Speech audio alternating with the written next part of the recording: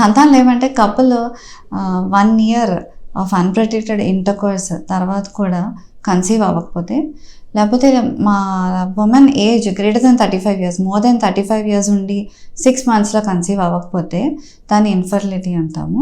ఒక కపుల్ ఇన్ఫర్టిలిటీతో వచ్చారంటే first council చేస్తాం.